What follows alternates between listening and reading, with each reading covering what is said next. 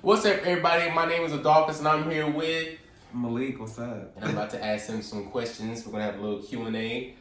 This was supposed to be a mukbang, but we ate the food prior because we was already hungry, and you can blame it on Nicki Minaj because we was watching her. But her ass likes to be late. Yeah, she was very late as always. Look, hold on. Let me tell people why we're doing this. So we did a video for his channel or his platforms, and I'm doing one for mine because everybody feel like they don't know either one of us, right? Mm-hmm. You do your TikTok stuff, I do my music stuff, and people be like, "We don't know who y'all are. Y'all need to be more open." I be like, "Yeah, we your business, but okay, I'll do it. Why not? It's cool. Let's get into it. Go ahead." Okay, so the first question is, what is your favorite album? Oh, of all time, or just because I can narrow it down to 3. What is your favorite? Okay, so listen to. What's your favorite album of last year? Last year? Oh, easily. Ungodly Hour by Chloe and Holly. Easily. Okay. Best album of last year. Dang, you answered that quick. Quick. What's your favorite album of all time? The one right behind you, Janet Jackson's The Velvet Rope. I have the vinyl on the wall. The one and only Janet Jackson. The one and only Janet Jackson. Damita Joe. It's actually the album that inspired me to be an artist. And it came out the year I was born, but that's the album that inspired me to be an artist. So that one right there, period. So what's your favorite album by a male? Ooh. The dudes don't be killing it like they used to back in the day. Maybe an all-time or just from last year. Michael and Prince are always go-to options for sure. I really like El Dorado by 24 Karat Gold. That's the best male album I've heard in a long time. That came out this year. I have to check him out because I don't know what it is. It's a vibe. It's a vibe. El Dorado for sure. That's a vibe. I like the answer though. I like how you went old school because I love Prince. Prince is listen.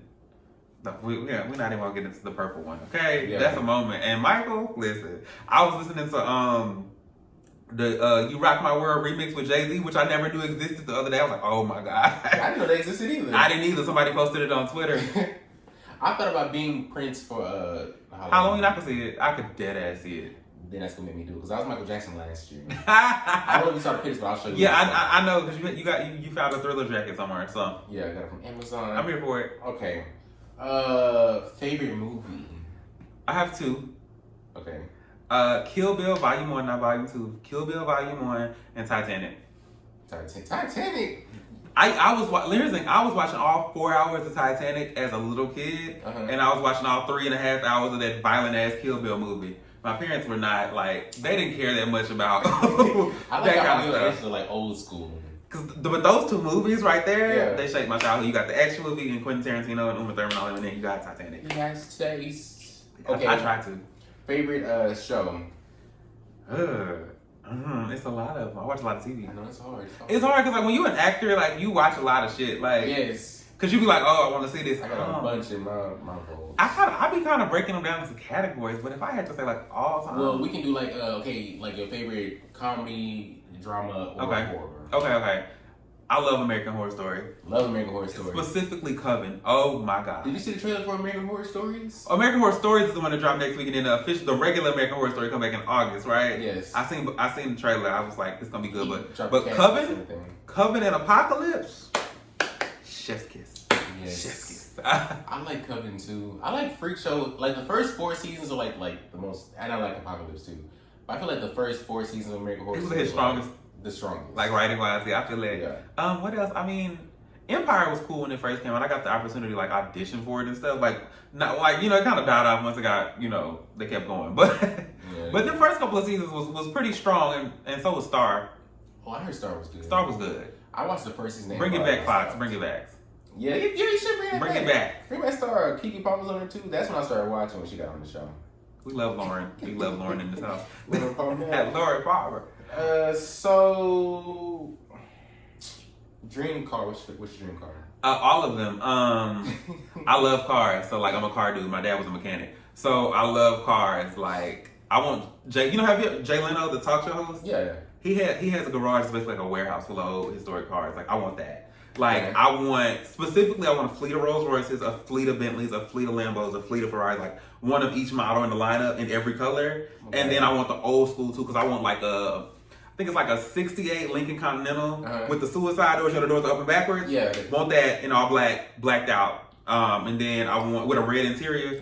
And then I want a 68 Mustang convertible on top. Those would be the only 2 old cars I have, American, and then I want the rest of them just a fleet of nothing but European cars. You got a whole... Listen, no, I'm so serious. I want to be the type of dude be Okay, my garage I envision like Iron Man. Like I walk up in that bitch and they be like, "Good evening, Mr. Johnson. Which car would you like to drive today?" And I just swipe on like a hologram screen. Yeah. But the next car I buy probably I really want to.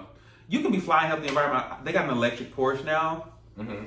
And the electric G-Wagon drop next year, so Lord said the same. My financials will be there to buy those too. Yeah. As the first of the fleet. I'll take one too. I'll take that bitch for last. Oh God. What's your writing process when you're writing a song? It depends. Cause sometimes I kid you not, this shit will just hit me out of nowhere. Mm-hmm. It can hit me in the shower, or it can hit me when I'm already recording. Cause sometimes I make the beat first, and sometimes the melody come first. But usually it'll start off in voice notes. I'll hum a melody, and then I'll start typing on notes on the notes app and be like, "This makes sense. Mm-hmm. This don't make sense." Or somebody, a lot of times, my friends be telling me shit. For some reason, my friends feel so comfortable talking to me. I love it. Like, I'm glad they trust me. But when they talk to me, I be like, once we get off the phone and FaceTime or whatever, I go think about it. I be like, this motherfucker's fun right here. And I'll start playing around with it. But that's my writing process. And sometimes, like on this most recent album I'm about to drop, sometimes the song will take forever to write because it's emotional or it's just not where my head is at.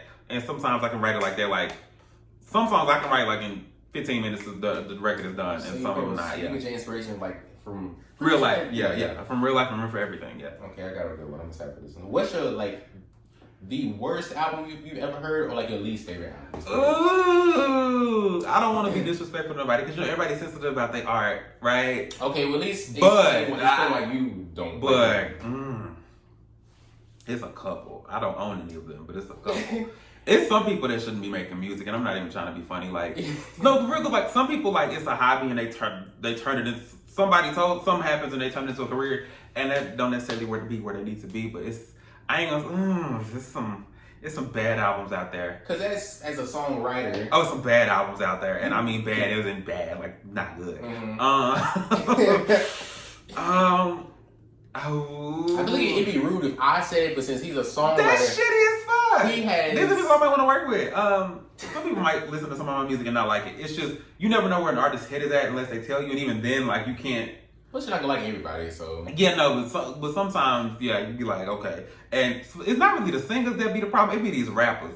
A lot of these rappers should stay away from the studio entirely. Just run away, run in the other direction. Yeah. Like, okay. So, what's your wildest party story? Well, my mama know I'm grown. I give you the college one was wild. I'll tell you that off camera. That's not okay. Because people gonna be like, I know who you talking about. Nah. I got pulled over on prom night. After the prom or before? After the prom after party. Oh. Wow. What happened during that? So for prom after party, we went to this like the squad. My friends or like the people I knew, I guess, who were throwing it. Mm-hmm. So I was friends with some of them. They rented like a lake house. Mm-hmm. And a mansion lake house, and like it was Jello shots, it was like weed, it was like bounce houses and shit. It was all over the place. Ooh, bounce house, that's funny. The party itself was late as fuck getting started, and the police came and interrupted us before we got done. But I got pulled over on the way home because I was going about 110 down the freeway. I'm not gonna lie to you. And this is like 2-3 in the morning, and like this is like a country road. This is not the freeway. So yeah, that was the wild time, and then. College, I ain't gonna lie. I don't like partying like that, but college I'm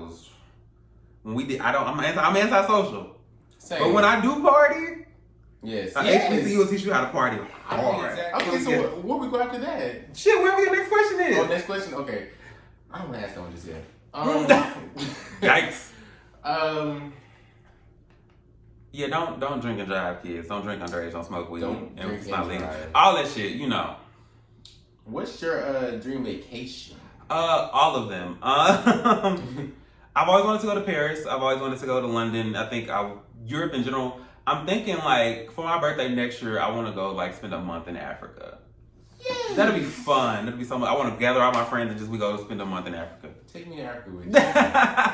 Now I told him, I said, now look, I'm all for different experiences. Like maybe one day I want to have like a travel show, like for real, like because I love to travel and a lot of black people don't do stuff like that. But a month in Africa would be dope. But I want to, if I'm flying 15 hours to get to Africa, I'm gonna have to make sure I can afford a first class cabin there and back because I'm not. Yeah. If you think I'm flying 15 hours in coach, you've lost your mind. That's a really good place to travel to. I have two people I know who've been to Africa and they love it, you know. So. Okay. So, what's your ultimate life goal? I have a couple. I want to be an EGOT winner.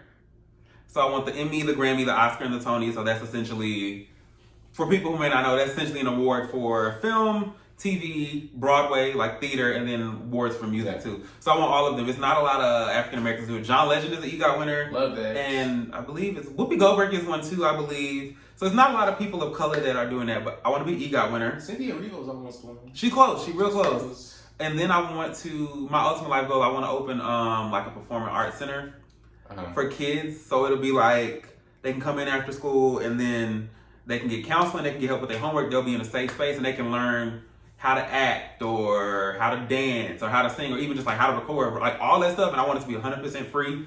And I want to like put on like shows every couple of months and then like every time the kid graduates, they have scholarships and go to college and you know, that kind of stuff. So that's my ultimate life goal. Those two things. That's what I'm doing. Love that answer. Just want to tell you, he asked me the same thing earlier and I simply said, I want to be successful. I promise it wasn't a setup. It wasn't a setup. Not a setup. And that's all I said, which is true. And obviously he wants to be successful as well. We both will be. But he went into more detail than I did, so that's funny. A family? Do you want a family? Yeah, for sure. I want 2 kids and 2 dogs. Okay. Who is a male artist you really want to work with? John Legend for sure. Okay. I love his voice. I think we have similar, like when I was learning to sing, his tone. John Legend for sure. The Jonas Brothers, surprisingly, I think would be cool. I think they'd be mad cool. Travis Mills. I want to do a rock album. So like, I would skew towards that at some point. Yeah. The versatility. Tina Turner, very Tina Turner. Love that. She's one of my faves too. So okay, who's like a woman you want to work with really bad? Obviously Beyonce. Yes. Obviously Janet. Miss Demita Joe Jackson. Janelle Monáe. Onika Tanya Mirage, of course. Doja Cat, I really enjoy. Yeah. So many. The list is long. Like, I feel like musically, I'm all over the place. So I would love to collaborate with a lot of people. When it comes to see, I'm not a singer, not a rapper like that, but I want to work with Nicki so bad. Nicki has the potential. Her voice is so animated, like just alone. Maybe you could get in a more creative side. Like, it's other stuff in music other than like being the actual person in front. You know what I mean? So like. You can make some shit shake behind the scenes and make that happen. I want to put Nicki in I want her to have her own cartoon. I just want to put her like in a that'd be dope. She was good at Steven Universe. I enjoyed that. She was really good in that. Mm-hmm. Okay, so he put me on the spot earlier. You know, he told me to record TikTok. So I'm going to ask him to sing a little bit, 10 second, 15 second of one of his songs. One of mine. Okay, that's easy. Shit. No, actually, no, forget that. Actually, I want him to sing one of, I like your music. I want him to sing a Chloe and Halle song. Any song you want, only like 10 seconds. Hold on, because Ungodly Hours a vibe. Yeah. I really, because I was listening to him on the way here. I'm trying to think, hold on, do I want to do Forgive Me? Because that song's high. That song's high, shit. So forgive me, I've been going too hard in your city. So I don't think I'm in the right key. I think it's lower than that. But nonetheless, you know what? I don't know the better things. Oh, you lie. Something like that. Something like that. I'm rusty as fuck right now. I've been in the studio since like 4 a.m. I have not had no sleep, and I'm on allergy meds. But nonetheless, with all that, he still sounded that good. I sound better with Tony. Let me. Sound better to me because I can't sing it all. But anyways, I know you're watching all over here. Trying to find a way to look into my situation, but you should know there's... So yeah, I can do Tony easier. Tony's much easier because it's close to my range. That's how I normally sing in that key. Okay. What's your worst performance or your most embarrassing moment? Oh my God. Okay, so... can I call him out? I can call him out. So I did a music festival in my hometown of Fort Worth a couple of years ago. And it was a shit show from start to finish. Like... one of my, like I was in a dance class and I was like, I really wanted to try dancing because like a lot of people don't know I've taken dance class. I'm a trained dancer. Like I'm not the best by any means, but like I can move if you give me some right correctly. But long story short, like I did not have the reception I needed from the dancers. I had like 2 dancers sign up to be, and one of them was not a strong dancer at all. But I was like, she signed up. They're working for free. We're gonna work with it. And ended up like one of the dancers. It was 2 dancers. One of them dropped out the day of the show. No. Then like hardly. Then the show, it was outside. The show got rained out. Then the festival, I was booked on the festival on the main stage. They downgraded me by like 3 stages and put me in a motherfucking muddy ass corner after a rainstorm. So I'm in the slums. No. Then so nobody really showed up. I'm in the slums performing. I'm down the dancer. So all these formations, because it was like a 20-minute show, 30-minute show. Out of all these motherfuckers, like we had practice for months. And I ain't got no dancer. The stage is muddy and it's a mess. I'm big on crowd participation and motivation. Like I need interaction. You know what I'm saying? That's why this whole COVID thing is hard because virtual performance is not the same. But yeah, it was a shit show. And I recently like deleted the footage from my memory and phones. But like it was a shit show. And then like the staff at the event was rude as shit too. What did they do? After they were just like first they downgraded us 3 stages. Didn't give us a reason why, weren't accommodating when we got there, tried to kick us out. It was a shit show from start to finish. I will never work with those people again, but I definitely take it as a lesson learned as far as making sure people who work with you have their schedules cleared, making sure people sign contracts, making sure you double check everything. Like I'm an independent artist, so like I was my own manager at that time and still am to a certain extent. Never again. Never again. It was a lesson learned. It was, ooh, Jesus. Okay, so speaking of independent artist, what's it like being an independent artist? It's great and it sucks at the same time. The sucks, like I don't have a budget to like go to the big studio and have everything mixed and mastered and done. Number one, I had a budget for like I have a lot of crazy concepts, but it's like I don't have like 30 bands off the back to shoot this music video tomorrow. Like I don't Yeah. So you have to get creative. So that's kind of the worst part. And you don't always have access to bigger things. But the best part is like I get full creative control. I ain't gotta really listen to nobody. And I can do stuff when I want to. Cause like, I'm terrible with deadlines and leave me alone. Like it's gonna be ready when it's ready. So that's the cool part. If my ideal partnership would be like just having a really good manager. And even if I sign to a label, making it more of a partnership than like I'm gonna do what you say, make it more like you're just an investor. Like give me the money and shut up and we can, that kind of thing. So yeah. Okay. So that's all the questions I have. All right, cool. So, is there anything you want to tell people before we end this video? I mean, follow me on all social media platforms at Official Malik Music. Look for my music on all music platforms. It's Malik, M-A-L-I-K. Tune into the Malik World Podcast on all podcast platforms. Be on the lookout for my new album, A New Day, and all the singles from that. Tell a friend, tell a friend's friend. Spread the word. There you go, all of that. Yeah. Catch me on your TV screens on a couple of things. Just follow my Instagram, you'll see it. Yeah, all that shit. Cool. All right, y'all. So we'll see y'all next time. The ghetto. It's time to go. Cut.